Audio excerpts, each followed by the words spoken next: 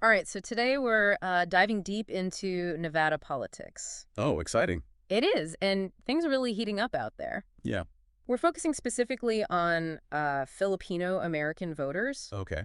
and you might be surprised at just how much influence this community Oh, has, yeah. especially in an election year like this one, and Uh-huh. especially in a swing state like Nevada. Interesting. And we've got a really fascinating Washington Post article that we're going to be looking at today that unpacks all this. So Great. let's get into it. Yeah, I'm ready. All right, so one of the things that just jumps out at me right away is how many Filipino American voters there are in Nevada. Right. It's not just like a small group we're talking about here. No. It's a significant portion of the electorate. Yeah. 12% of the state's voters are Asian American, Wow. and Filipinos make up 45% of that group. So that's a lot of people. It is. It's a force to be reckoned with. Yeah, especially in an election that's as tight as this one. Which brings me to my next question. Why is Nevada such a battleground this year? Well, if you look at the polls right now, Vice President Harris is only ahead by less than a percentage point. Really? It's like razor-thin margin. Wow. And historically, Nevada has always had these super close races. Yeah. This year is no different. Mm-hmm. So every vote counts. Yeah. Every single vote can make the difference between winning and losing. So the stakes are really high. Yeah, incredibly high. And one of the things that the article highlights is just how much effort both parties are putting into connecting with Filipino American voters. Oh, interesting. It's like a cultural immersion program meets a political campaign. Okay. On the Republican side, we've got candidates attending Kamayan feasts. Those traditional Filipino gatherings where everyone eats with their hands. Yeah, exactly. Right. Visiting Filipino neighborhoods, they're even getting named honorary Filipinos. It's fascinating to see the Republican Party recognize the growing influence of this community and actively try to build these bridges with them. Yeah. It's definitely a shift from their traditional approach. Mm-hmm. And I think it shows a real willingness to adapt to the changing political landscape. It's not just the Republicans, though. Right. The article points out that Harris's campaign is also pulling out all the stops. Okay. They're hosting karaoke events. Yeah. They're handing out oob cookies. Everyone loves Hube. Those purple Filipino treats. Yeah, delicious. So both parties are really doing whatever they can to try to win over this key voting bloc. And it makes sense when you consider that Filipino Americans have historically leaned Democratic. Yeah. But we're seeing more and more of them identifying as independent now. Okay. So their votes are up for grabs. That makes them a really valuable group for both parties. Exactly, a prime target. So what are these voters concerned about? What's driving their vote? Well, the article shows a variety of opinions and motivations within this community. Okay. It's not a monolithic group. Right. They're individuals with a variety of experiences and values and economic realities that shape their political views. So it's not just about party loyalty passed down through generations. Not anymore. People are making their own decisions based on their own individual circumstances. Absolutely. And that's where it gets really interesting. Okay. Because when we connect this to the bigger picture, Mm-hmm. we see that the issues they're concerned about, the economy, immigration, healthcare, Mm-hmm. those are all front and center in the national debate right now. Yeah, for sure. But it's fascinating to consider how certain Republican stances, particularly on immigration, might actually resonate with some Filipino voters. In what way? Well, think about the Filipinos who went through the legal immigration process themselves. Oh, right. They might have a very different perspective on issues like border security and immigration reform compared to people who came here undocumented. That's a great point. I mean, we often hear about the challenges faced by undocumented immigrants, Mm-hmm. but we don't always consider the perspective of those who immigrated legally. Yeah, that makes a lot of sense. So it's not just a black and white issue of being pro-immigration or anti-immigration. It's much more nuanced than that. Exactly. It's about understanding the complexities of the issue from different perspectives. And this deep dive into the Filipino American vote is really helping me do that. That's great to hear. It's making me rethink some of my own assumptions about immigration and how it plays out in politics. I think that's one of the most valuable things about exploring these topics in depth. Yeah. It challenges our preconceived notions and forces us to consider new perspectives. Absolutely. And it makes me really want to hear more about what these voters have to say. Well, get ready, because it gets even more interesting as we delve into the stories of these Filipino American voters and uncover the factors driving their decisions at the ballot box. Okay, let's do it. All right, I'm ready to hear more. let's dive in. I love how this article really brings these voters to life. Yeah. It's one thing to talk about statistics and demographics, Mm.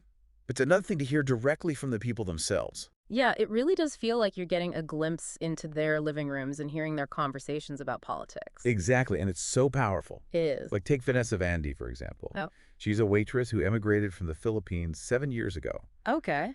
And she's drawn to Trump's promise to end taxation on tips, Interesting. which, directly affects her paycheck. Yeah, totally makes sense. It's a pocketbook issue Mm. that has a real tangible impact on her life. It shows how economic concerns can be such a powerful motivator for voters. Absolutely. And it's not just about abstract economic theories. Right. It's about policies that hit people right in their wallets. Yeah, exactly. And then there's Rosalind Sims. Okay. She supports Republicans because of their stance on border security. Right. She immigrated legally from the Philippines 27 years ago, Mm-hmm. and she feels really strongly that that process should be upheld. So her personal experience is shaping her political views. Yeah, and it really highlights how people's political beliefs are often so deeply rooted in their own life stories. It's a reminder that we all come to this with our own baggage, Yeah. our own unique perspectives and experiences, and those can have a big impact on how we interpret and engage with these issues. Absolutely. It's not always straightforward, though. Right. We also hear from Caleb Arbro. Okay. He's drawn to some of the Republican talking points, Like what? particularly about the border crisis. Okay, so he's finding some common ground with the Republican platform. He is, but Yeah. he says he just can't bring himself to support Trump Because of his rhetoric. so it's not just about aligning with every single issue. It's Yeah. about the whole package. Right. The candidate's personality, their communication style, their values. It's a more nuanced approach. Yeah. These voters aren't just checking boxes. Mm. They're considering the broader implications of a candidate's values and behavior. It's making me think about how I evaluate candidates, too.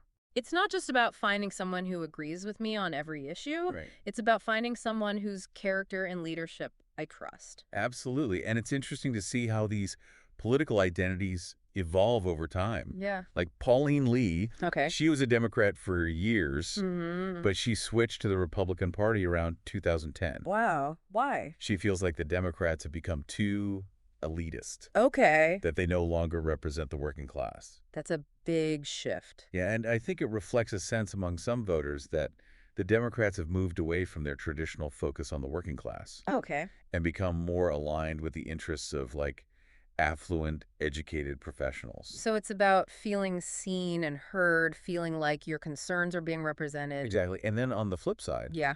we have Purita Myers. Okay. She's completely baffled by the support for Trump among some Filipinos. Interesting. She's a retired hotel manager who immigrated in '73, Okay. and she's strongly against Trump's policies, particularly on immigration. So a stark contrast there. Right. It just shows the diversity of opinions within the Filipino American community. Yeah, it's a good reminder that you can't make generalizations Oh, right. about any group of people, especially when it comes to politics. Especially in such a diverse community. Right. There's going to be a spectrum of political beliefs and motivations. So we can't just assume that all Filipino American voters are going to vote the same way or be swayed by the same arguments. Absolutely not. And this is where it gets strategically interesting. Right. The article mentions that Republicans have historically overlooked Asian American voters, Particularly Filipino Americans. despite the fact that many of their values align with conservative principles. It seems like they're starting to wake up to the potential of this voting bloc, though. Yeah. They're realizing that they might have missed an opportunity to connect with a community that shares a lot of their core values. Interesting. And they're actively trying to bridge that gap now, tailoring their messages to appeal to these concerns about the economy, family values, religious faith. But the Democrats aren't just sitting back and letting this happen. No, they're definitely not. They've traditionally enjoyed a lot of support from Filipino Americans, Right. but they can't get complacent. No, not in a race this tight. They have to work to maintain that support. Absolutely. And it sounds like they're doing that by highlighting their commitment to healthcare, education, social justice, issues that resonate with a lot of these voters. Yeah, it's a real tug of war. It is. Both parties vying for the hearts and minds of this influential community. It's a fascinating dynamic to watch. It is, and it reminds us that elections aren't just about national trends. They're about understanding the unique concerns and perspectives of individual communities. In this particular community, Filipino Americans in Nevada, Yes, they're poised to play a really pivotal role in this election. absolutely. Their voices and their votes could very well determine who wins Nevada. And potentially the entire presidential race. That's the big question, isn't it? Yeah. How will all these efforts actually translate at the ballot box? And what does it tell us about the future of political campaigns? Yeah, These are questions worth thinking about as we head into the final stretch of this election. for sure. Okay, so we've talked about the diverse opinions within the Filipino American community and how both parties are trying to win their support. Right. Now let's talk about the strategic implications of all of this. Let's get into the nitty-gritty. Yeah, let's play some political chess. It's not just about winning hearts and minds. No. It's about understanding how those sentiments turn into votes. And ultimately, election outcomes. Exactly. One thing that really stood out in the article was how close the margins of victory have been in recent elections in Nevada. Oh yeah, super tight races. Presidential and congressional, we're talking razor thin. Absolutely, just a few thousand votes could have swung things the other way. That's crazy to think about. It is. So when we're talking about this focus on the Filipino American vote, it's not just symbolic. It could actually decide the election in Nevada. Oh, absolutely. Wow. And the implications extend far beyond Nevada, too. In what way? Well, think about it. If either party figures out a really successful strategy here, Yeah. it could be a blueprint for campaigns in other states Where there are. with growing Asian American population. Oh, wow. So this could actually change the national political landscape. It really could. We might be seeing the emergence of a new voting bloc. That's exciting. It is, and it all comes back to this question of how you connect with voters Yeah. in such a diverse and fragmented electorate. It feels like the old playbook just doesn't work anymore. No, it doesn't. You can't just rely on traditional party loyalties or broad stroke messaging. It's got to be more targeted, Yeah. more nuanced, Mm-hmm. more in tune with the specific concerns of each community.